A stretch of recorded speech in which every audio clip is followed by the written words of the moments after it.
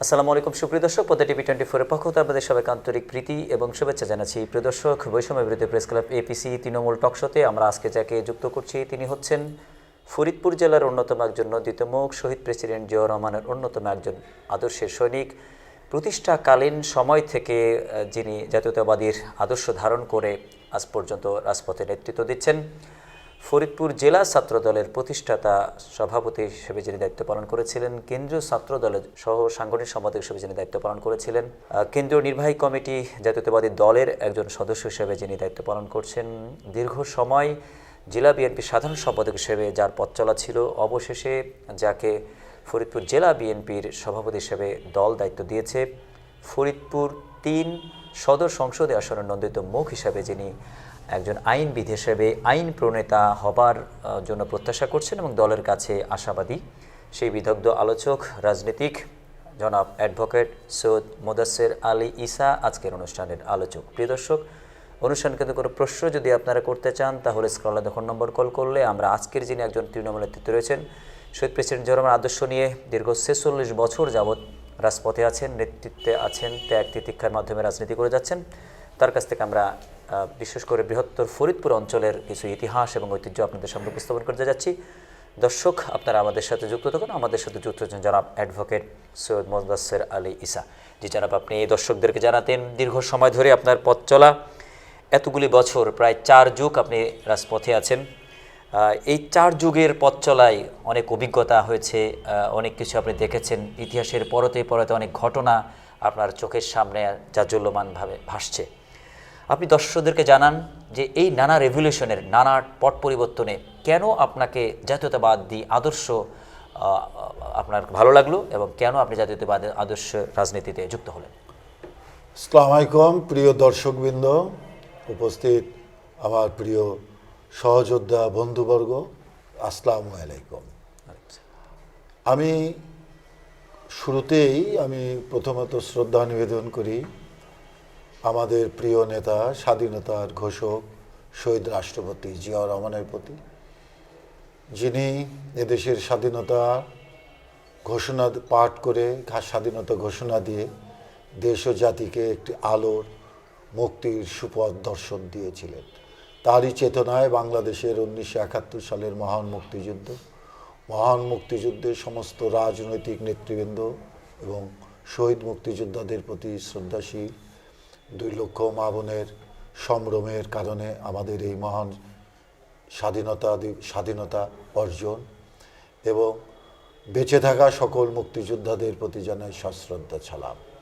এবং এরই সাথে আরও শ্রদ্ধা এবং সালাম জানাই স্বাধীনতা পরবর্তীতে গণতান্ত্রিক আন্দোলনের অসংখ্য নেতাকর্মী, যারা আজকের এই 24-এর এই বাংলাদেশকে গড়বার জন্য, বাংলাদেশের এই অবস্থা সৃষ্টির জন্য যে সমস্ত শহীদ বন্ধুরা আন্দোলন করেছেন, আত্মহত্যা দিয়েছেন, তাদের প্রতি শ্রদ্ধা নিবেদন করি। সাংবাদিক বন্ধুর যে প্রশ্ন, সেটা হচ্ছে আমি দীর্ঘ 46 বছর জাতীয়তাবাদী একটি রাজনৈতিক দলের সাথে আমি সম্পৃক্ত। আমি গর্ববোধ করি শহীদ রাষ্ট্রপতি জিয়াউর রহমানের সাথে রাজনীতি করবার সুযোগ পেয়েছি, তার স্নেহধন্য হিসাবে। আমি ফরিদপুর জেলার ছাত্র দলের ফাউন্ডার প্রেসিডেন্ট। আমি কালক্রমে এই দলের সাথে দীর্ঘ 46 বছর আছি। আমি ছাত্র দলের ফাউন্ডার প্রেসিডেন্ট, আমি জেলা সেন্ট্রাল কমিটি ছাত্র দলের মেম্বার, সেন্ট্রাল ছাত্র দলের অ্যাসিস্ট্যান্ট অর্গানাইজিং সেক্রেটারি। আমি জেলা বিএনপির 1986 সালে আমি জেলা বিএনপির সাংগঠনিক সম্পাদক দায়িত্ব পালন করি। 1988 সাল থেকে আমি 22 সাল পর্যন্ত, 2022 সাল পর্যন্ত দীর্ঘকালীন আমি এই দলের 4বার কাউন্সিল ফেস করে কর্মীদের নন্দিত কর্মী হিসাবে, আমি সেক্রেটারি হিসাবে আমি দায়িত্ব পালন করি। আমি বর্তমান এখন আমাদের প্রিয় নেতা তারেক রহমানের দলকে পুনর্গঠন করবার জন্য যে অভিপ্রায়, তার লক্ষ্যে আমি এখন জেলার কনভেনার। কথা সত্য যে 46 বছর আমার রাজনীতি করবার যে অঙ্গীকার আমি দিয়েছি, সেটা শহীদ রাষ্ট্রপতি জিয়াউর রহমানের হাতে হাত মিলিয়ে আমি জাতীয়তাবাদী চেতনায় জাতীয়তাবাদী ছাত্র দলের ফরিদপুর জেলার দায়িত্ব গ্রহণ করি। এবং আনন্দের বিষয় হলো, সেদিন আমার পিতা বৃহত্তর ফরিদপুর জেলার কনভেনার ছিলেন এবং তিনি এই দলের সভাপতি থাকাকালীন তিনি মৃত্যুবরণ করেন।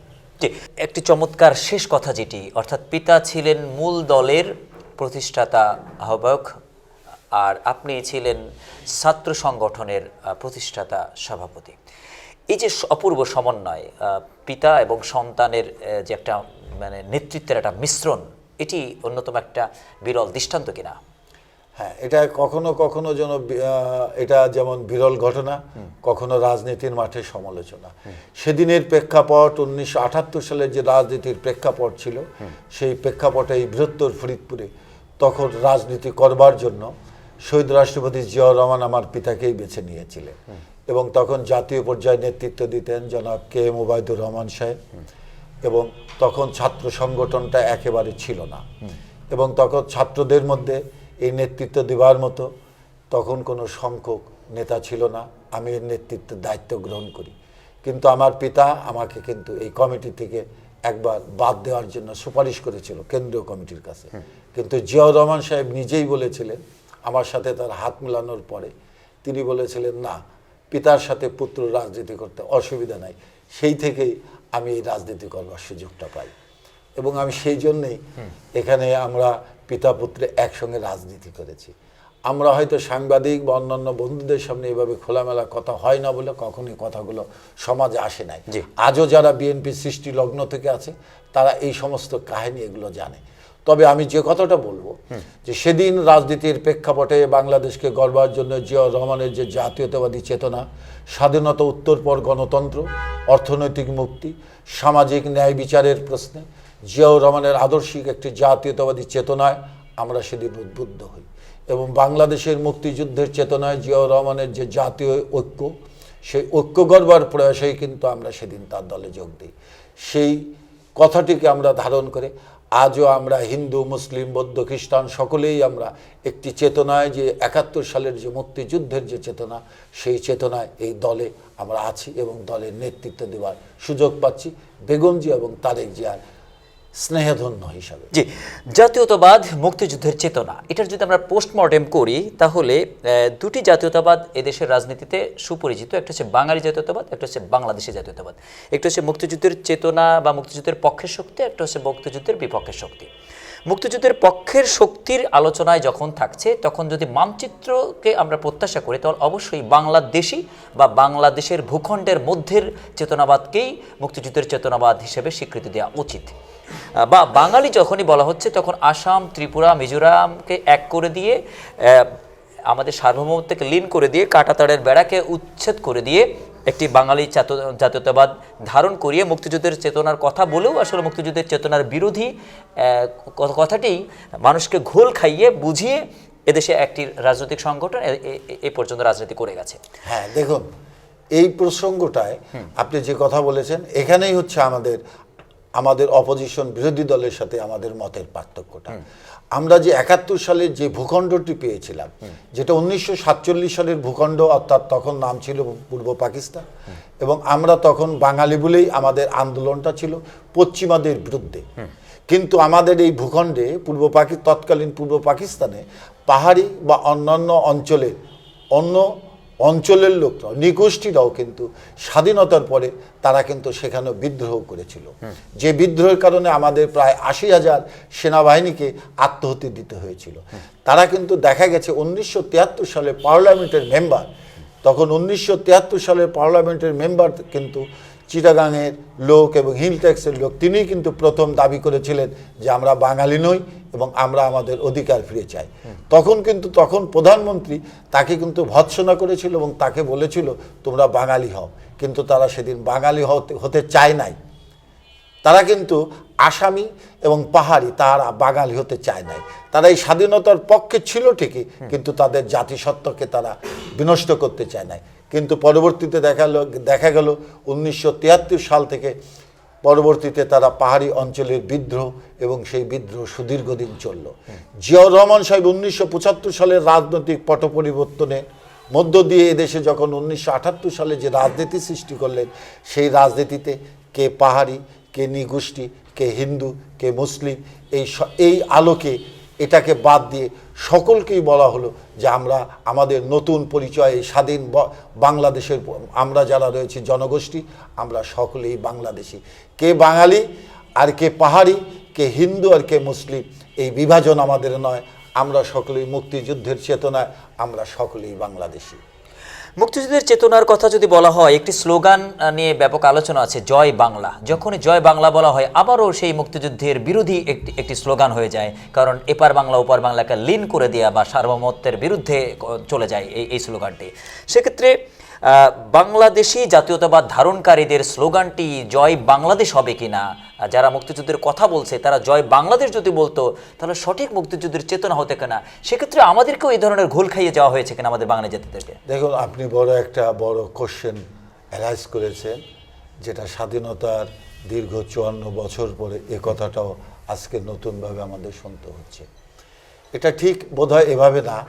আমরা যখন মুক্তিযুদ্ধ হয় তখন আমি ব্যক্তিগতভাবে ক্লাস 8-এর ছাত্র।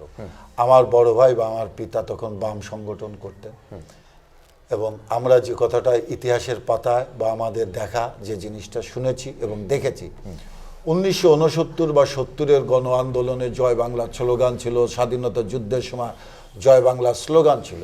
সেই জয় বাংলার স্লোগানটাও কিন্তু আমরা পরিবর্তিত, একটি স্বাধীনতার পর সেটাকে পরিবর্তন চাওয়া হয়েছে এবং সেটাকে স্বাধীনতা যুদ্ধের মধ্যেই শুধুমাত্র একটি বিজয়ের উল্লাসের মধ্যেই সেটা ছিল।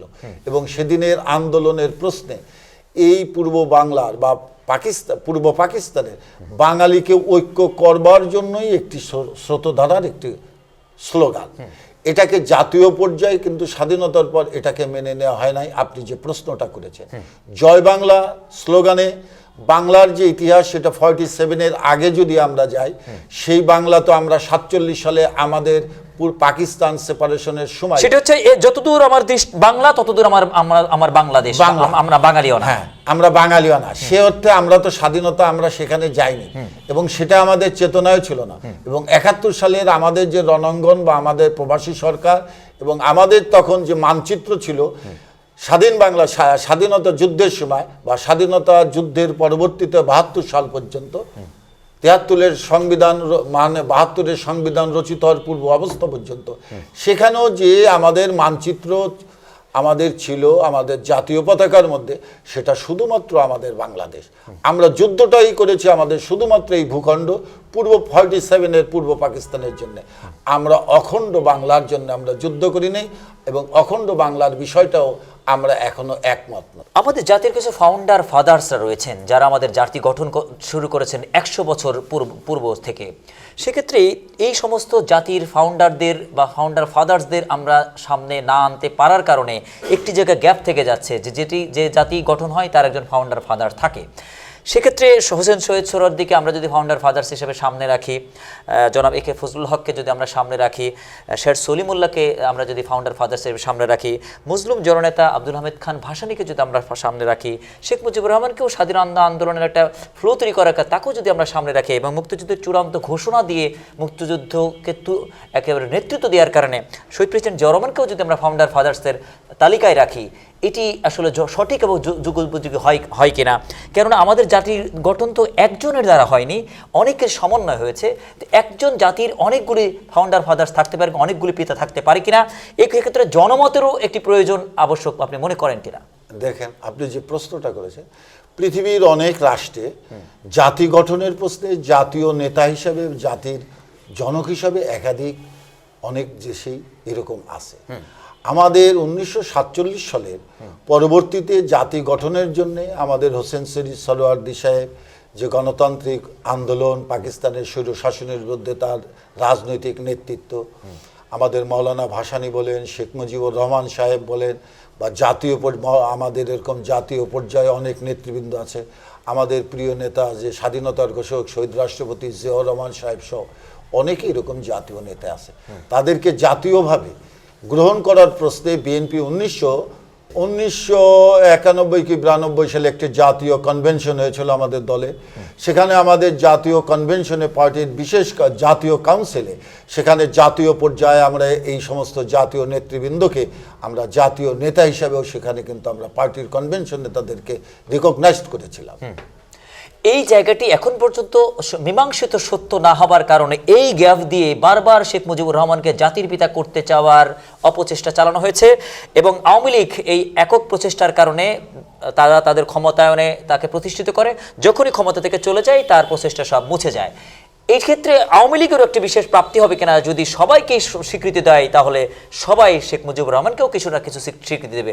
আওয়ামী লীগের স্বার্থেই আসলে এই জায়গা নিয়ে তাদেরও কিছু বিশেষ ভাবা দরকার কিনা। অবশ্যই আওয়ামী লীগের এটা, আওয়ামী লীগ তো ভুল করেছে।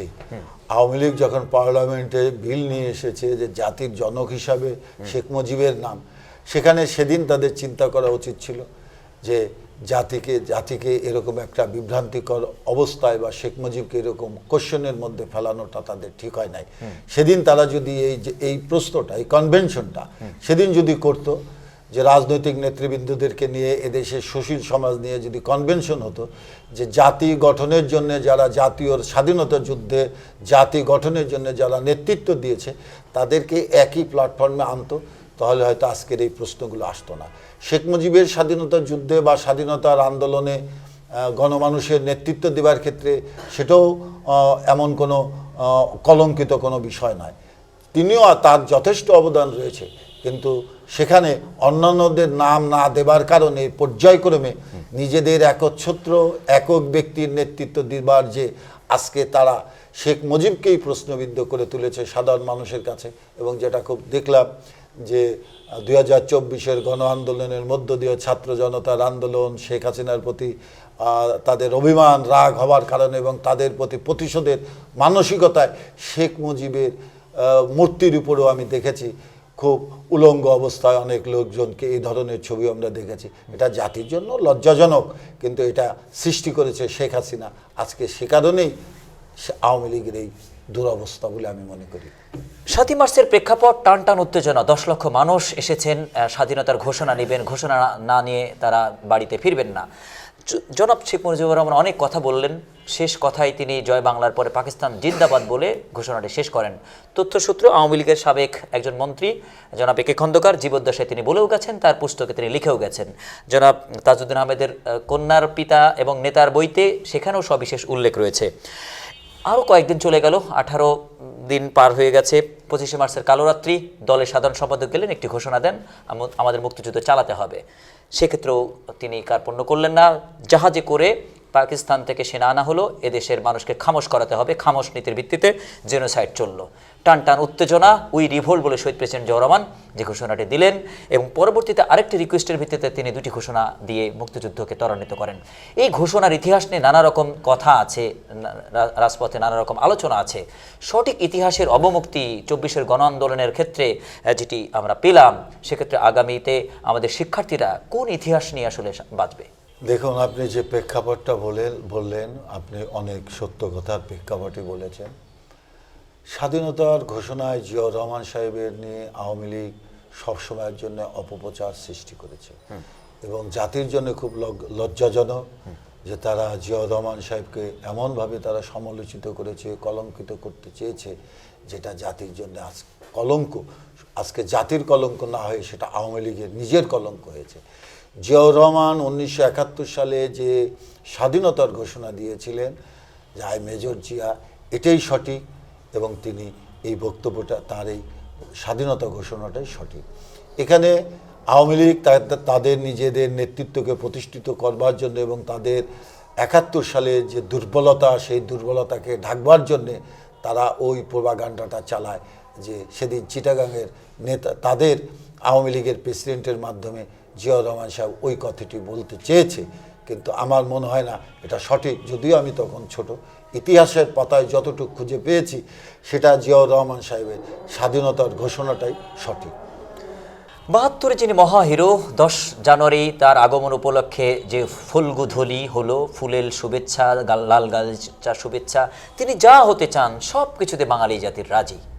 এমন অবস্থায় তিনি এমন কিছু করলেন 3.5 বছরে, যার জন্য এদেশের মানুষের কোনো আবেগ থাকলো না। দীর্ঘ 30 ঘন্টার অধিক সময় তার লাশটি পড়ে থাকলো, লাশের প্রতি কোনো আবেগ রাখলো না। নিজের এলাকায় তার লাশ নিয়ে যাওয়া হলো, 18 জনকে পাওয়া গেল, 1800 জন হলো না, 18,000 তো দূরের কথা। একজন মানুষ নিজেকে কতটা অসহায় করলে তার এই চরমতম পরিণতি হয়েছিল?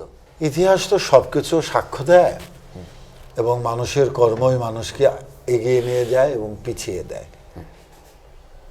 আপনার এই কথা সত্য যে 1972 সালের 10ই জানুয়ারি শেখ মুজিবের দেশে প্রত্যর্পণের মধ্য দিয়ে মানুষের যে প্রত্যাশা ছিল এবং পাকিস্তানের কারাগারে থাকা অবস্থায় এদেশের স্বাধীন বাংলাদেশের মানুষ তার মুক্তির জন্য দোয়া, নামাজ, বিভিন্নভাবে রোজা রেখেছে।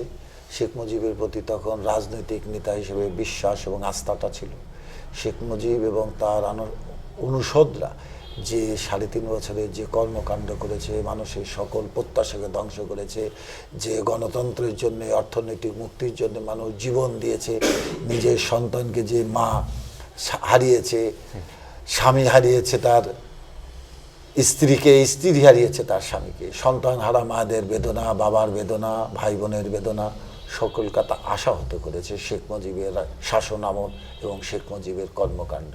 হয়তো তারই প্রতিফলন হয়তো 1975 সালে 15ই আগস্টে জনগণ তখন তার কাছ থেকে মুখ ফিরিয়ে নিয়েছে।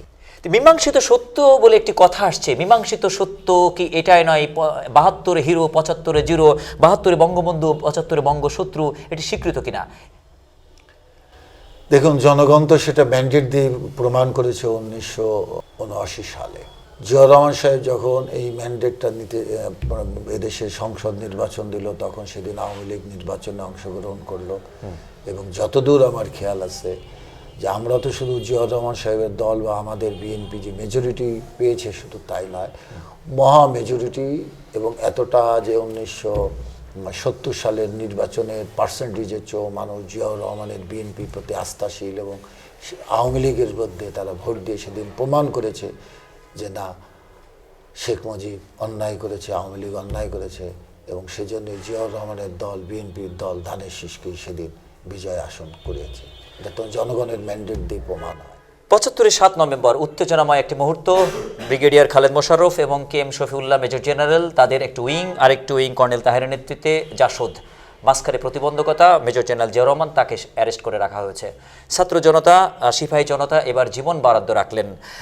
আমাদের একটা প্রতিধ্বনি আছে, আমরা যা দেই তার রিটার্নটা কিন্তু পাই। শহীদ প্রেসিডেন্ট জিয়াউর রহমান নিজের জীবন বাজি রেখেছিলেন 71-এ স্বাধীনতা যুদ্ধের জন্য।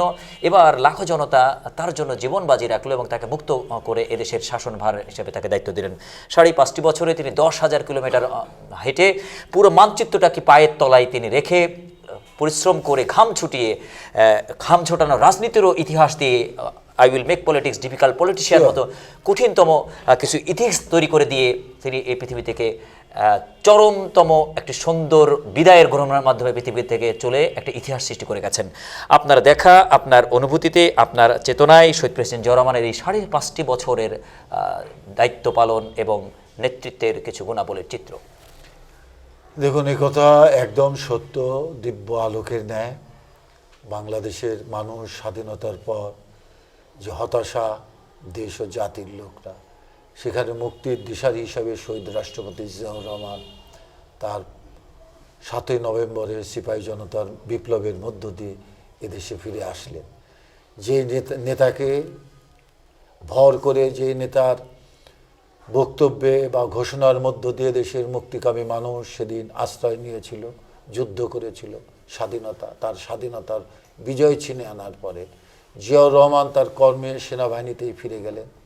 মানুষ 75 সালের ওই প্রেক্ষাপটে আবার প্রত্যাশা ছিল যে আমরা জাতিগতভাবে আমরা হারিয়ে যাচ্ছি কিনা, কিন্তু মুক্তির দিশারি পথ হিসাবে 75 সালের 7ই নভেম্বরে জিয়াউর রহমানকে আবার ফিরে পেল এই জাতি।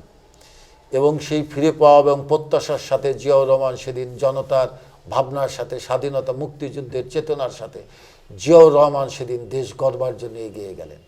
এবং এই দেশ গড়বার ক্ষেত্রে তার প্রশাসনিক, তার রাজনৈতিক, সামাজিক এবং বিভিন্ন এবং বিচার ব্যবস্থাগতভাবে সব দিকে মানুষের অকুণ্ঠ সমর্থন এবং ন্যায় বিচার প্রার্থী হিসাবে সেদিন তারা তার কাছ থেকে সমস্ত কিছু পেয়েছিল। সেই ভালোবাসার জলাঞ্জলি কিন্তু 1990 সালের 30শে মে জিয়াউর রহমানের মৃত্যুর পরে সেটা মানুষ দিয়েছে। এবং এই জিয়াউর রহমানের শুধু স্বল্প সময়ের যে ভালোবাসা, দেশপ্রেম, সেটা শুধু জাতি সশ্রদ্ধভাবে সালাম গ্রহণ করে না, বিশ্বের দরবারেও জিয়াউর রহমানকে সেদিন আন্তর্জাতিকভাবে তাকে উপাধি গ্রহণ করতে হয়েছিল।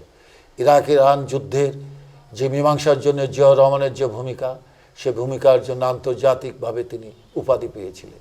জিয়াউর রহমান এই বাংলাদেশ তথা ভারত, পাকিস্তান, সার্কভুক্ত দেশগুলোকে একত্রিত করে এই অঞ্চলকে, এশিয়ার এই দক্ষিণ অঞ্চলকে তিনি একত্রিত করেছিলেন এবং তার নেতৃত্বে দিয়েছিলেন জিয়াউর রহমান। এবং শুধু বাংলাদেশকে নিজেদের স্বনির্ভর হওয়ার জন্য এদেশে জিয়াউর রহমান সর্বপ্রথম ম্যান পাওয়ার সৃষ্টি করে এবং বিদেশে মানব রপ্তানি করে। সেই মানব রপ্তানি আজকের বাংলাদেশে আমাদের যে অর্থের যে চালিকা শক্তি, সেই চালিকা শক্তির বীজ বপনকারী এবং স্রষ্টাই হচ্ছে জিয়াউর রহমান। আজকে আমাদের যে অর্থনীতির যে মেরুদণ্ড, আমরা যেটাকে গার্মেন্টস বলি, সেই গার্মেন্টস শিল্পকে সৃষ্টি করেছিলেন জিয়াউর রহমান। জিয়াউর রহমান অর্থনৈতিকভাবে এই স্বাবলম্বী করবার জন্যে, শিল্প কারখানাকে তৈরি করবার জন্যে তিনি আর্থিকভাবেও অনেক ব্যাংকিং সুবিধা দিয়েছিলেন এবং বেকারত্ব ঘোচাবার জন্য তিনি অনেক কিছু করেছেন। রাষ্ট্রের আজকে দারিদ্রতা ঘোচাবার যে কর্মসূচি, সেটা জিয়াউর রহমান সাহেবের।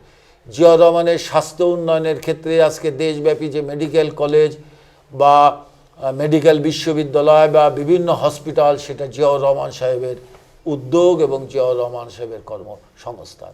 মানুষের খাদ্য, বস্ত্র, অন্যায়ের প্রশ্নে যে মৌলিক যে চাহিদার যে বিষয়গুলো, সেটা জিয়াউর রহমানের সৃষ্টি এবং সেখানেই আজকে জিয়াউর রহমান স্বাধীনতার পরে মানুষের কাছে আজও জিয়াউর রহমান অমর হয়ে আছে। এবং আপনি দেখুন, আওয়ামী লীগের 16 বছরের নির্যাতনের মধ্যে বাংলাদেশের দিকে আপনি যদি তাকিয়ে দেখেন, 17 কোটি মানুষ আজও কিন্তু সেই জিয়ার প্রতি তার আস্থা, জিয়ার কর্মকাণ্ডের প্রতি আস্থা রেখে খালেদা জিয়াকে ম্যান্ডেট দিয়েছে এবং তারেক জিয়ার পিছে আজকে জনগণ কিন্তু ঐক্যবদ্ধ হয়ে এসেছে। সুতরাং জিয়াউর রহমানের অতীতের স্বল্প সময়ের কর্মকাণ্ড দেশ জাতিকে এগিয়ে নিয়ে গিয়েছে বলেই আজকে জাতি এত দূর এগিয়ে দাঁড়িয়েছে। ম্যাডাম খালেদা জিয়া আটপরে একজন নারী, সংসার করতেন। তার স্বামী হত্যার পর সন্তানদেরকে ছোট রেখে তিনি রাজপথে নামেন। তৃণমূল নেতাকর্মীদের সাথে মিলেমিশে তিনি রাজনীতিতে নেতৃত্ব গঠন করেন। এই নেতৃত্ব গঠনের ক্ষেত্রে রাজপথ থেকেই তিনি 4টি উপাধিতে ভূষিত হন: আপসের নেত্রী, দেশনেত্রী, দেশমাতা এবং গণতন্ত্রের মাতা। আপনার বিশ্লেষণে ম্যাডাম খালেদা জিয়ার নেতৃত্বের গল্প। দেখুন, তখন আমরা ঢাকা বিশ্ববিদ্যালয়ের ছাত্র। দেশনেত্রী বেগম খালেদা জিয়া 1982 সালে এরশাদ ক্ষমতা গ্রহণ করবার পরে প্রথম তিনি রাজনীতিতে আসেন। ঢাকায় আমাদের মহানগরের যে নবাব ইউসুফ মার্কেট, পুরান ঢাকায় আমাদের সেটা ছিল মহানগর বিএনপির দলীয় কার্যালয়। বেগম খালেদা জিয়া সেদিন ক্যান্টনমেন্ট থেকে কিন্তু সকলের দাবির মুখে সেদিন এই দলের নেতৃত্ব দেওয়ার জন্য মহানগর কার্যালয়ে প্রথম আসেন এবং জনতার উৎফুল্ল, ছাত্র জনতার যে উৎফুল্ল ছিল, যে প্রত্যাশা ছিল, তিনি কালক্রমে এরশাদ বিরোধী দীর্ঘ 9 বছর আন্দোলনে রাজপথে নিজেকে বাজি রেখে, কারাগারে অন্তরীণ হয়ে, বিভিন্ন সময়ে তাকে আটকে রেখে, ক্যান্টনমেন্টে আটকে রেখেও আন্দোলনকে ব্যাহত করবার চেষ্টা করা হয়েছে। খালেদা জিয়াকে বাদ দিয়ে তখন এরশাদ সরকার নির্বাচন করেছে। খালেদা জিয়াকে রাজনৈতিকভাবে পাগলি হিসাবেও, যাতে পাগল হিসাবে ট্রিট করা হয়, সেরকমও কিছু কর্মকাণ্ড করেছে। কিন্তু সেদিন রাজনৈতিক কর্মীরা এবং বাংলাদেশের মানুষ খালেদা জিয়ার প্রতি যে অবিচল আস্থা এবং সেই আস্থায় খালেদা জিয়া জনগণকে সেই আস্থার জায়গায় নিয়ে খালেদা জিয়া রাজপথে সঠিক নেতৃত্ব দিয়েছেন এবং তার নেতৃত্বের মধ্য দিয়ে দেশে সামরিক সরকারের পতন হয়েছে এবং বাংলাদেশে নতুন একটি বৈপ্লবিক যে চেতনা, সেই চেতনা নতুনভাবে দ্বারা সৃষ্টি করেছে। এবং আপনার মনে থাকবার কথা, আপনাদের মনে থাকবার কথা, 1982 সালে 7 দল 15 দলের যৌথ যে বিবৃতি বা যৌথ যে সেদিন মুভমেন্ট ছিল, আন্দোলন ছিল, সেদিন ছিল 5 দফা। সেই 5 দফার প্রথম অর্ধে একটি কথা ছিল যে সর্বাগ্রে পার্লামেন্ট নির্বাচন হবে, পার্লামেন্ট নির্ধারণ করবে এদেশের রাষ্ট্রীয় কাঠামো কী হবে। খালেদা জিয়া কিন্তু 1990 সালে নির্বাচিত হওয়ার পর জনগণের এবং রাজনৈতিক ম্যান্ডেটকেই তিনি গ্রহণযোগ্য করে জিয়াউর রহমানের গঠিত এদেশের প্রেসিডেন্সিয়াল ফর্ম অফ গভর্নমেন্ট থেকে তিনি কিন্তু এদেশের সংসদীয় গণতন্ত্র, পার্লামেন্টের গভর্নমেন্ট তিনি সৃষ্টি করেন এবং তিনি এটা আইনে এটা বাস্তবায়ন করেন। এবং জনতার যে দাবি ছিল এদেশে তত্ত্বাবধায়ক সরকার হওয়ার যে বিষয়, সেটা কিন্তু খালেদা জিয়া প্রথম এই দেশে আইন করেই কিন্তু এই তত্ত্বাবধায়ক সরকারের বিষয়টাকে পরবর্তীতেও তিনি এটা করেছেন। কিন্তু খালেদা জিয়ার যে এরশাদ বিরোধী যে আন্দোলন, সেই আন্দোলনের যে ত্যাগ, যেই মহিমা, সেই মহিমাই কিন্তু বাংলাদেশ থেকে মানুষকে স্বাধীন দেশে তার অধিকার ফিরিয়ে পাওয়ার জন্যে মানুষের মধ্যে যে চেতনা জাগ্রত করা, সেই প্রগতির চাকা ওঠানো, সেটাই খালেদা জিয়া এদেশে নতুন এবং নবরূপে তিনি স্রষ্টা হিসেবে এখানে প্রতিষ্ঠিত হয়েছেন। এবং তাই খালেদা জিয়াকে দেশমাতা, খালেদা জিয়াকে বলা হয় গণতন্ত্রের মানসকন্যা, গণতান্ত্রিক নেত্রী। এই সমস্ত রাজনৈতিকভাবে তাকে এই উপাধিগুলো দেওয়া হয়েছে। খালেদা জিয়াকে আমরা আজকের এই 90-র গণ আন্দোলনের পরবর্তীতে খালেদা জিয়ার সরকার বা এই হাসিনা বিরোধী আন্দোলনে আজকে খালেদা জিয়াকে গণতন্ত্রের মাতা হিসাবে যে ঘোষণাটা বা উপাধিটা দেওয়া হয়েছে, এটা ডেমোক্রেসি অফ মুভমেন্ট। দেখবেন আপনি লক্ষ্য করে যে এই আওয়ামী লীগের 16 বছরের যে আন্দোলন সংগ্রামের মধ্য দিয়ে খালেদা জিয়া সকল বাধা, সকল কিছুকে, রাজ ক্ষমতাকে উপেক্ষা করে এবং সকল ষড়যন্ত্র, আন্তর্জাতিক ষড়যন্ত্রকে উপেক্ষা করে তিনি জনগণ থেকে বিচ্ছিন্ন হন নাই এবং গণতন্ত্রের জন্য তিনি কারাগারকে বরণ করে নিয়েছেন, আপোষ করেন নাই। সুতরাং কারাগারকেও বরণ করে নিয়ে তিনি এদেশের গণতন্ত্র মাতা হিসাবে শেষ উপাধিটাও পেয়েছেন। জনাব তারেক রহমান শহীদ প্রেসিডেন্ট জিয়াউর রহমানের সন্তান, তিনি তৃণমূল থেকে কিভাবে রাজনীতিতে একটি সফল আন্দোলন নেতৃত্ব দিয়ে এত বড় একটি বৃহৎ দলকে তিনি ঐক্যবদ্ধ রাখতে পারলেন এবং এই তৃণমূল থেকে নেতৃত্বের গুণাবলীর জায়গাগুলি আসলে কি কি পয়েন্ট আপনার কাছে আপনি অ্যাড্রেস করতে পেরেছেন? আওয়ামী লীগ তাদের শাসনামলে তারেক রহমানের ব্যাপারে নানা রকম প্রোপাগান্ডা করেছে, তার অন্যতম প্রোপাগান্ডা হচ্ছে যে তারেক রহমানের কোনো তৃণমূলের যোগ্যতাটা নাই। আসলে কি তাই? হ্যাঁ, দেখুন, একটা মজার বিষয়, আমাদের দেশে একটা প্রবাদ আছে, বাঘের পেটে বাঘ হয়। এই প্রবাদটা তারেক জিয়ার ক্ষেত্রে স্পষ্টত 16 বছরে বা তার দীর্ঘদিন রাজনীতির মধ্য দিয়ে সেটা প্রমাণ করেছে। তারেক জিয়া সাহেব যে বাঘের বাচ্চা বাঘ, তার প্রথম কথাটা হলো তারেক জিয়াউর রহমান সাহেব বগুড়ায় প্রথম একটি উপজেলা কমিটিতে তিনি সদস্য ছিলেন এবং তারেক জিয়া পরবর্তীতে বিএনপি সিনিয়র যুগ্ম মহাসচিব হলেন।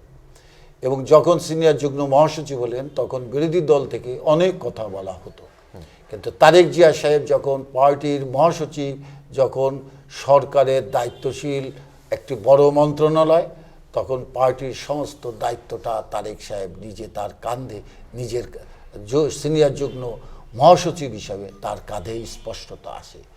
তিনি বিভিন্ন ইউনিয়ন লেভেলে, বিভিন্ন উপজেলা লেভেলে তিনি কর্মী সমবেত করেছেন, ইউনিয়ন কর্মী সম্মেলন করেছেন, কর্মীদের সাথে সরাসরি সংযোগ করেছেন, কর্মীদের ব্যথা বেদনা, চিন্তা চেতনা, রাষ্ট্র গঠনের ক্ষেত্রে, দেশ উন্নয়নের জন্য কর্মীদের মন্তব্য, বক্তব্য সব কিছু শ্রবণ করে এটাকে সরকারের মধ্যে দিতে চেষ্টা করে, সরকারকে এটা ইমপ্লিমেন্ট করবার ক্ষেত্রে তিনি এটা দলগত দলের নেতা হিসেবে সেটা চেষ্টা করেছেন।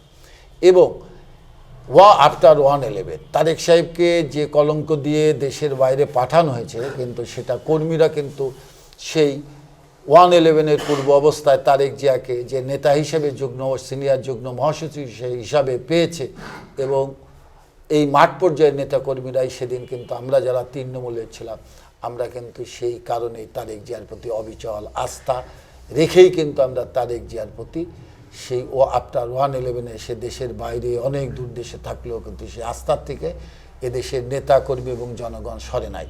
এবং তারেক সাহেব দেশের বাইরে থেকে ভার্চুয়ালি হোক, টেলিফোনে, মোবাইলে বিভিন্নভাবে কর্মীদের খোঁজ নিয়েছেন, দলকে কিভাবে সংগঠিত করা যায়, মুভমেন্ট কিভাবে করা যায় সেটা যেমন করেছেন, আন্তর্জাতিকভাবেও তারেক জিয়ার বিরুদ্ধে যে ষড়যন্ত্রগুলো হয়েছে সেগুলো তারেক জিয়া সাহেবকে মোকাবেলা করতে হয়েছে। এবং যারা এই কথাগুলো বিরোধী দলের পক্ষ থেকে যে কথাটা তারেক সাহেবকে কলঙ্কিত, অরাজনৈতিকভাবে বা বিভিন্ন বক্তব্যে তারেক সাহেবকে কলঙ্কিত করবার চেষ্টা করেছে, তারেক জিয়ার রাজনৈতিক দূরদর্শিতা এবং তার দলকে একটি সুশৃঙ্খল অবস্থায় সুনির্দিষ্ট পথে রাজনৈতিকভাবে অগ্রগতি করবার ক্ষেত্রে তার যে ভূমিকা, এবং সেই ভূমিকায় আজকে শেখ হাসিনার সরকার, আওয়ামী লীগ সরকারের পতন হয়েছে। সমস্ত আধিপত্যবাদ, বিদেশি শক্তিদের সমস্ত ষড়যন্ত্রকে উপেক্ষা করে এই দেশের 17 কোটি জনগণকে ঐক্যবদ্ধ করে আজকে তারেক জিয়া বাংলাদেশকে নেতৃত্ব দিচ্ছে। সুতরাং এখানে তারেক জিয়া সাহেব আজকে প্রমাণিত বাংলাদেশে, স্বাধীন বাংলাদেশে, যে তারেক জিয়া গণতন্ত্রের জন্যে, দেশের জন্যে, জাতির জন্যে এবং আগামী ভবিষ্যৎকে গড়বার জন্যে একমাত্র শ্রেষ্ঠ নেতা, মানুষের ভাবনার প্রতীকী তারেক জিয়া। তারেক রহমান মাস্টার মাইন্ড রেখে, মাস্টার প্ল্যান করে একেবারে আন্দোলনের নানা রকম ব্যূহ বা কাঠামো তৈরি করে একের পর এক আন্দোলন দিয়ে করিয়েছেন, বা আপনারা তার ডাকে আন্দোলন করেছেন, কর্মসূচি দিয়েছেন। এই সমস্ত আন্দোলনে বিএনপি কখনো 70%, কখনো 80%, কখনো 90% পর্যন্ত সফল হতে পেরেছে, কিন্তু শতভাগ আসেনি। শতভাগের জন্য অপেক্ষা ছিল, সেই অপেক্ষার জন্য অনেকগুলি বছর পার করতে হয়েছে। অবশেষে জুলাই গণঅভ্যুত্থানে জনগণের সন্নিবেশে এই আন্দোলনের সফলতা আসলো। ডক্টর মোহাম্মদ ইউনূস মহোদয়, তিনি বিএনপির অন্যতম একজন সাবকর্নার একজন ব্যক্তিত্ব। বিএনপির সবসময় ডক্টর মোহাম্মদ ইউনূসকে ডিফেন্স দিয়েছে, সংসদ থেকে শুরু করে একদম তৃণমূল পর্যন্ত সকল পর্যায়ের নেতাকর্মী সবসময় ডক্টর মোহাম্মদ ইউনূসকে ওন করেছেন, লালন করেছেন, ধারণ করেছেন। ডক্টর মোহাম্মদ ইউনূসও বিএনপির মতোই এরকম নিগৃহীত ছিলেন সাবেক সরকার দ্বারা। ডক্টর মোহাম্মদ ইউনূস যখন অন্তর্বর্তীকালীন সরকারের প্রধান হলেন, স্বভাবতই তার কাছ থেকে অনেকগুলি ঘোষণা এদেশের মানুষ প্রত্যাশা করছিল। ক্লিন্টনের সাথে সাক্ষাতের সময় একজন ইয়াং ছেলের হাত ধরে তিনি বলে দিলেন, he is a master mind. এই মাস্টার মাইন্ড শব্দটা কি এতটাই অত্যুক্তিপনা, এতটাই নর্মাল বিষয়, নাকি মাস্টার প্ল্যান, মাস্টার মাইন্ড অনেক গভীরের ব্যাপার, জাতি অনেক ক্ষেত্রে হতভাগ হয়েছে? আপনার বিশ্লেষণে who is a master mind? দেখুন, বিরাট একটা কোশ্চেন আসছে।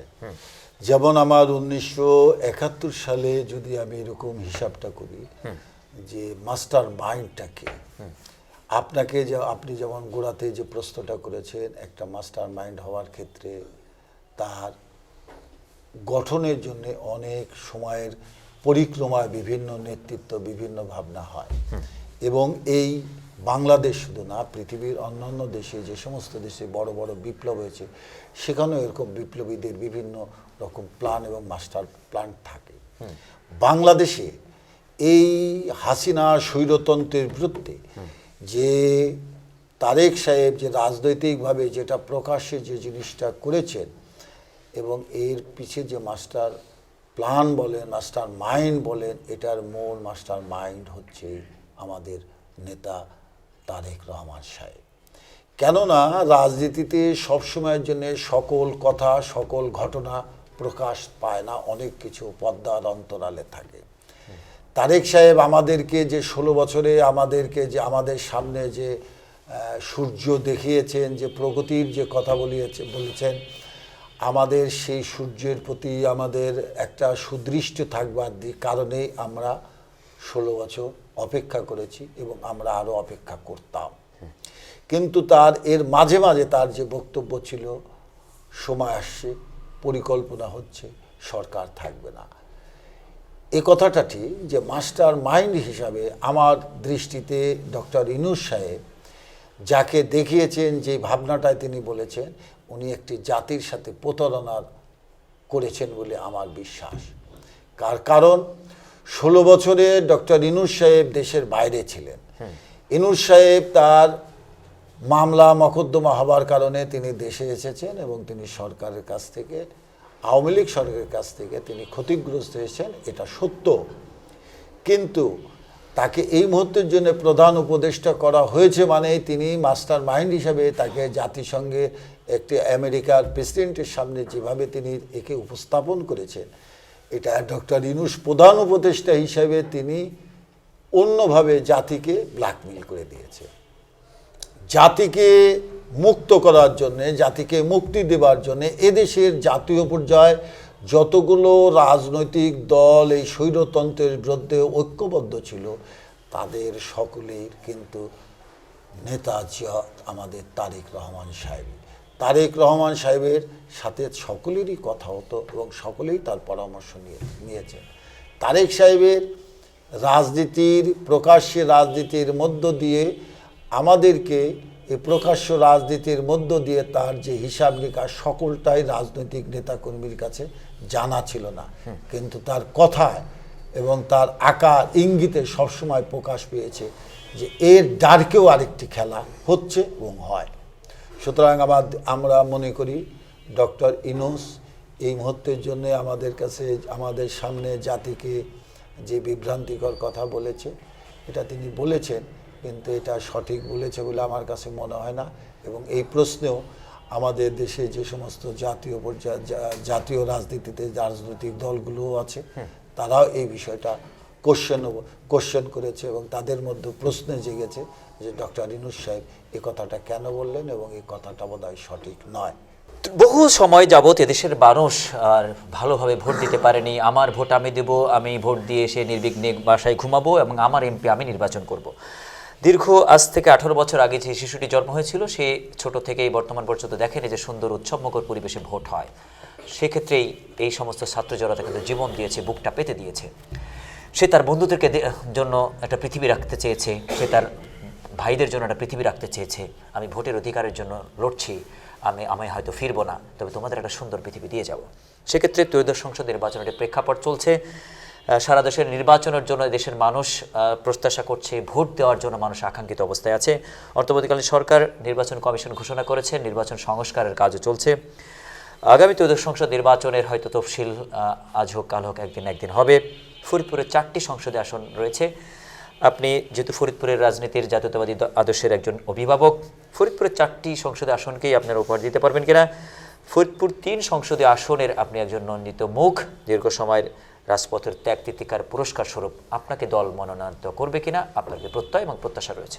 হ্যাঁ, দেখুন, ফরিদপুরে 4টি সংসদীয় অঞ্চল এলাকা, এই 4টি সংসদীয় এলাকায় আমরা দীর্ঘদিন, আমরা 3টি সংসদীয় এলাকায় আমরা সবসময় আমরা জিতেছি এবং আমরা পর্যায়ক্রমে 4টি সংসদীয় এলাকায় কিন্তু আমরা জিতেছি বিভিন্ন সময়। এবং আগামী জাতীয় সংসদ নির্বাচন হবে সেই প্রত্যাশায় বর্তমান অন্তর্বর্তীকালীন সরকার যে সমস্ত নির্বাচন করবার প্রয়াসে অভিপ্রায় কিছু কিছু সংস্কারের বিষয়গুলো উপস্থাপন করতে চাচ্ছে, আমরাও সেখানে একমত। কিন্তু আমরা এই সংস্কারের প্রশ্নে, এই আন্দোলনের, এই যে বৈষম্য বিরোধী ছাত্র জনতার আন্দোলনের মধ্য দিয়ে, সফলতার মধ্য দিয়ে আমাদের যে বৈপ্লবিক পরিবর্তন, সেই পরিবর্তনে আমরাও সংস্কার চাই। এই সংস্কারের কথাটা কিন্তু আমাদের পার্টি, আমাদের প্রিয় নেতা তারেক রহমান সাহেব 2023 সালের 13ই জুন তিনি কিন্তু জাতীয়ভাবে আমাদের 31 দফার একটি সংস্কার চেয়েছিলেন। সেই সংস্কারটা আমরা 23 সালে চেয়েছি। আর আজকে যে সংস্কার, ছাত্র জনতার আন্দোলনের যে সংস্কার, 2024 সালের 5ই আগস্টে যে সংস্কার, এই সংস্কার কিন্তু আমরা 1 বছর আগে চেয়েছি। আমরা রাজনৈতিকভাবে, রাজনৈতিক দল হিসাবে দেশকে নতুন সাজে, স্বাধীনতার পরবর্তীতে আমার দেশকে নতুনভাবে সাজানোর জন্যে এবং রাষ্ট্র কাঠামোকে পরিবর্তিত করবার প্রশ্নে আমাদের এই সংস্কার প্রস্তাব আছে। এই সংস্কার প্রস্তাবের পাশাপাশি সরকার পক্ষ থেকে যে সংস্কারের ভাবনা হচ্ছে, সেটাকে আমরা স্বাগত জানাই। কিন্তু সেটা আমরা চাই অতি অল্প সময়ের মধ্যে স্বল্প পরিসরে সংস্কার করে একটি জাতীয় সংসদের, জাতীয় নির্বাচনের ব্যবস্থা গ্রহণ করা এবং দেশের জনগণের ম্যান্ডেট নিয়ে একটি সরকার প্রতিষ্ঠিত, যার ইচ্ছা তাকে ভোট দিক, জনগণ যাকে ইচ্ছা তাকে ভোট দিবে, তারা নির্বাচিত হোক এবং সরকার পরিচালিত হোক এবং জাতিসত্তা এবং দেশের স্বাধীনতা সার্বভৌমত্বের প্রশ্নে এবং আন্তর্জাতিকভাবে বাংলাদেশের অভ্যন্তরীণ শাসন ব্যবস্থা, অর্থনৈতিক দুরবস্থাকে মুক্ত করবার লক্ষ্যে এই নবনির্বাচিত সরকার হোক এবং সেই সরকার পরিচালিত করুক। ডক্টর ইউনূস সাহেবের প্রতি মানুষের যে ম্যান্ডেট, 5ই আগস্টের পরে যে মানুষ তার প্রতি যে আস্থা রেখে তাকে যে অন্তর্বর্তীকালীন সরকার হিসাবে তার দায়িত্বটা পালন করছেন, সেই দায়িত্বটা মধ্য দিয়ে তিনি অচিরে নির্বাচন দেবে এবং সেই নির্বাচন হোক এবং সেটা আমরা প্রত্যাশা করি। সেক্ষেত্রে ফরিদপুরের যে 4টি আসন আছে, সেই আসনে আমাদের বিজয় হবে বলে আমরা আশাবাদ। কারণ আমরা বারবার 1978 সাল থেকে আমাদের জাতীয়তাবাদী দল জন্মের পর থেকে ফরিদপুরের এই 4 আসনে বারবার ঘুরে ফিরে আমরা কিন্তু জিতেছি। সুতরাং সঠিক ভোট হলে, মানুষ ভোট দিতে পারলে আমাদের বিজয় সুনিশ্চিত। আর আপনি যে কথা বলেছেন, হ্যাঁ, আমি ফরিদপুরের বিএনপির একজন অভিভাবক হিসাবে শুধু না, আমি দলের দায়িত্বশীল হিসাবে, অভিভাবক হিসাবে আমি বলবো যে আমার সংগঠন যতটা শক্তিশালী, আমার ছাত্রদল, যুবদল, শ্রমিক দল, কৃষক দল, অন্যান্য যে সমস্ত সংগঠন আছে, আমার নেতাকর্মীরা যতটা সক্রিয়, আমার দৃঢ় বিশ্বাস যে আমরা বৃহত্তর ফরিদপুরে কোথায় কী হবে সেটা না বলতে পারলেও আমার 4 সংসদীয় আসনে আমরা বিজয় ছিনিয়ে আনতে পারবো। এবং সদর আসনে আমার দলীয় নেতা কর্মীরা আন্দোলনের সংগ্রামের মধ্য দিয়ে এবং দলের দীর্ঘ 46 বছর এই দলের একজন পরীক্ষিত কর্মী হিসাবে তারা আমাকে সকলে উৎসাহিত করছে এই ফরিদপুর সদর 3 আসনে নির্বাচন করানোর জন্যে। আমি জনগণের কাছে যাচ্ছি এবং আমি জনগণের সাড়া পাচ্ছি এবং তারা আমাকে আশ্বস্ত করছে এবং তারা আমাকে উৎসাহিত করছে যাতে আমি নির্বাচনে অংশগ্রহণ করি এবং নির্বাচনটা আমরা করি। এবং তারা দাবি তুলছে যে আমাদের প্রিয় নেতা তারেক সাহেব দলে যে কমিটমেন্ট, দলের যে ভাবনা, দলের যে চিন্তা চেতনার, তার একজন সাথী কর্মী হিসাবে যেন আমাকে মনোনয়ন দেওয়া হয়, এ দাবিটাও তো তুলছে। সুতরাং আমার দৃঢ় বিশ্বাস যে সকলের প্রত্যাশা এবং আমাদের পার্টির ভাবনা, আমাদের প্রিয় নেতা তারেক সাহেবের যে ভাবনা, যে দলে অতীতের কর্মকাণ্ড, রাজনৈতিক চিন্তা চেতনা এবং দলের ডেডিকেশন এবং আগামী দিনে রাষ্ট্র মেরামত করবার জন্য একটু পরীক্ষিত ত্যাগী নেতা হিসাবে হয়তো তিনি আমাকে মনোনয়ন দিবেন বলে আমার দৃঢ় বিশ্বাস। এবং দল যদি আমাকে মনোনয়ন দেয় তাহলে অবশ্যই আমি নির্বাচনে অংশগ্রহণ করব। দলের সিদ্ধান্তই হচ্ছে আমার চূড়ান্ত সিদ্ধান্ত। আপনি যদি বিজয়ী হন এবং একে তো আইনজীবী, পাশাপাশি আইন প্রণেতা হিসেবে আপনাকে যদি এই জনপদের মানুষ সংসদে পাঠায়, তাহলে ফরিদপুর বিভাগ হওয়ার ঘোষণার জায়গায় যেখানে থমকে আছে সেটি আলোর মুখ দেখবে কিনা? ফরিদপুরকে বিভাগীয় হিসাবে রাজনৈতিক সংগঠন কমিটি রয়েছে, মহানগর কমিটিও এখানে রয়েছে, সিটি কর্পোরেশনও ঘোষণা হয়নি। বিভাগ ঘোষণা হলে সিটি কর্পোরেশনও সেই সাথে হয়ে যাবে। সেক্ষেত্রে ফরিদপুরবাসীর দীর্ঘ সময় যে প্রত্যাশা, যেটি নিয়ে ইতিপূর্বের সরকার বারবার খেলেছে, আবেগ নিয়ে তাদের সাথে তামাশা করেছে, সেই তামাশার অবসায়ন আসলে হবে কিনা আগামী ত্রয়োদশ সংসদ নির্বাচনের পরে, আপনি কি মনে করছেন? হ্যাঁ, এটা একটা গুরুত্বপূর্ণ কথা। দেখুন, আমাদের দলের নেতা জিয়াউর রহমান সাহেব, আমাদের দেশনেত্রী বেগম খালেদা জিয়া এবং আমাদের দেশনায়ক তারেক রহমান সাহেব কখনো কোনো কথা প্রতারণার সাথে রাজনৈতিকভাবে দেশবাসীর সামনে বলে না বা অতীতে কোনো এরকম রেকর্ড নাই। আজকে আমরা ফরিদপুরের মানুষ, বৃহত্তর ফরিদপুরের মানুষের প্রত্যাশা, সুদীর্ঘ দিনের প্রত্যাশা যে আমাদের এটা বিভাগ হোক, সে দাবির প্রশ্নে এবং সেই বিভাগটা ফরিদপুর বিভাগ নামেই হোক, এ দাবিটাও রয়েছে। এবং ফরিদপুর শহরে আমাদের এই সিটি কর্পোরেশন হওয়ার জন্য ইতিমধ্যে আমাদের অনেক পৌরসভাটার অনেক ব্যাপ্তি ঘটেছে, অনেক অঞ্চল হয়েছে, কিন্তু আমাদের এখানে সিটি কর্পোরেশন হয় নাই। আমার দৃঢ় বিশ্বাস যে আগামীতে যদি বিএনপি সরকার গঠন করবে ইনশাল্লাহ, এবং বিএনপি যদি সরকার গঠন হয় তাহলে আমাদের দলের ফোরামে এ কথাটা তোলা হবে এবং রাষ্ট্রীয়ভাবে রাষ্ট্রের প্রয়োজনে ফরিদপুরের বিভাগ অবশ্যই আমাদের প্রিয় নেতা তারেক রহমান সাহেব সেটা করবেন এবং ফরিদপুরের নাম দিয়ে করবেন, আমার দৃঢ় বিশ্বাস। জি, আমরা অনেক আলোচনা করলাম। দর্শক শ্রোতা, আপনার নির্বাচন এলাকার ভোটার, আগামীতে তারেক রহমানকে প্রত্যাশা এদেশের মানুষ করছে। তারেক রহমানের আগমন উপলক্ষে ফরিদপুরবাসী আসলে কতটা উচ্ছ্বসিত, ফরিদপুরের মানুষ তারেক রহমানকে আসলে কতটা আলিঙ্গন করার জন্য মুখিয়ে আছে, সবার উদ্দেশ্যে আপনার সভাপতি বক্তব্য। এক্ষেত্রে আমি একটা উদাহরণে আমি বলতে চাই, আলোর নিচে অন্ধকারের নিচে উপরেই কিন্তু আলো আসে, অন্ধকারের পরেই আলো আসে। সুতরাং ফরিদপুরকে মানুষ যেভাবে ভেবেছে, দেখেছে, 1979 সালে ফরিদপুর, বৃহত্তর ফরিদপুরের তখন ছিল 17টি সংসদীয় অঞ্চল। জিয়াউর রহমানের রাজনীতির, স্বচ্ছ রাজনীতির মধ্য দিয়ে বৃহত্তর ফরিদপুরের 17টি সংসদীয় আসনের মধ্যে 13টি জিয়াউর রহমান সাহেবের নেতৃত্বে সেদিন এই ফরিদপুরের জাতীয় সংসদ সদস্য ছিল। অর্থাৎ আমি বলতে চাই যে ফরিদপুরের মানুষ আসলে অন্ধকারের মধ্যে আলোকিত আলো আছে, কিন্তু সেটা কখনো আওয়ামী লীগ বিভিন্ন সময় ষড়যন্ত্রের কারণে করতে দেয় না। এবং আমি লাস্ট বলবো যে 2022 সালের ডিসেম্বর মাসে যে আমাদের বিভাগীয় সম্মেলন হয়েছিল, সমাবেশ হয়েছিল, সেই সমাবেশে বৃহত্তর ফরিদপুর মানুষের যে ভালোবাসা তারেক জিয়ার প্রতি, দলের প্রতি দেখিয়েছিল, আজও ফরিদপুরের মানুষ অকল্পনীয় আপনার ভাবনার বাইরে যাবে। তারেক জিয়া দেশে ফিরে আসলে, তারেক জিয়া দেশে আসবে সেই প্রত্যাশায় ফরিদপুরের মানুষ বসে আছে। এবং তারেক জিয়া দেশে ফিরে আসলে সেদিন বাঁধ ভাঙা ঢল, আমার মনে হয় সেদিন পদ্মা নদী এবং পদ্মা ব্রিজকে হার মানিয়ে দেবে ফরিদপুরের মানুষ, কারণ তার ঢল নেবে। সেদিন পদ্মা নদীও বোঝা যাবে না এবং পদ্মা ব্রিজ বলেও সেদিন মনে হবে না, সেদিন তারেক জিয়ার মানুষের ঢল হবে, এটাই আমার বিশ্বাস। সকলকে ধন্যবাদ। খোদা হাফেজ।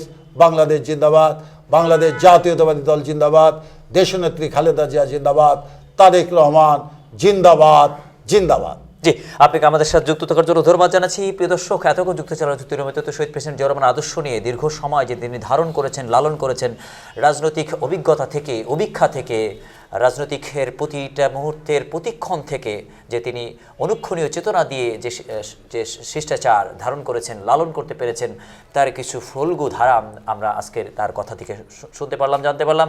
ইতিহাসের অনেক কথা আমরা আলোচনা করেছি, মীমাংসিত এবং অমীমাংসিত অনেক বিষয় আমরা আলোচনা করেছি। আলোচনার ভিত্তিতে আগামীর রাজনীতি যারা করবেন তারা আসলে কতটা সংস্কারবাদী হবেন, কতটা ন্যায়নিষ্ঠবাদী হবেন, এবং রাজনীতি করতে গেলে কঠোর পরিশ্রম যে করতে হবে, শহীদ প্রেসিডেন্ট জিয়াউর রহমানের যে কথাটি রয়েছে, অর্থাৎ নিজের মাটিতে এক মানুষের মাঝে মিশে থেকে যে নিজেকে নেতৃত্ব তৈরি করতে হবে, সেই আদর্শী হয়ে প্রত্যেক জাতীয়তাবাদী আদর্শ নেতাকর্মী নিজেদেরকে তৈরি করবেন, এই প্রত্যাশা ফরিদপুর ভিত্তিক আজকের আলোচকের যে প্রত্যাশা অবশ্যই পূরণ হবে। তারেক রহমানকে দেশে আনার জন্য সরকারের কাছে নানা ধরনের আহ্বান করা হচ্ছে। অনেকগুলি মামলা ছিল, সে মামলাগুলি ধীরে ধীরে অবসান হচ্ছে। সেক্ষেত্রে অবিলম্বেই আমরা এদেশে তারেক রহমানকে দেখতে পাবো বলে মনে করছি, দেশবাসী মনে করছে, এবং ফরিদপুরবাসী তারেক রহমানের আগমনে উচ্ছ্বসিত হবে, ফরিদপুরবাসীর তাদের স্বপ্ন পূরণ করবে, এই প্রত্যাশায় আজকের আলোচকের আলোচনা থেকে তিনি যে কথাগুলি বলেন, তার যে প্রত্যাশা রয়েছে, তার ত্যাগের পুরস্কার স্বরূপ তাকে পার্লামেন্টের নেয়ার জন্য তৃণমূল প্রত্যাশা করছে, নেতাকর্মীরা চাইছেন, তার চাওয়ার প্রতিও গুরুত্ব জাতীয়তাবাদী দল বিএনপি এবং পার্লামেন্টের ভোট দেবে বলেও তৃণমূল মনে করছে। দর্শক, পরবর্তী নতুন করে আলোচকে বা আজকের আলোচকে পুনরায় নতুন করে বিষয় নিয়ে যুক্ত করার প্রত্যাশা রেখে আজকের মতো বিদায় টানছি। আমাদের সাথে থাকুন। আসসালামু আলাইকুম।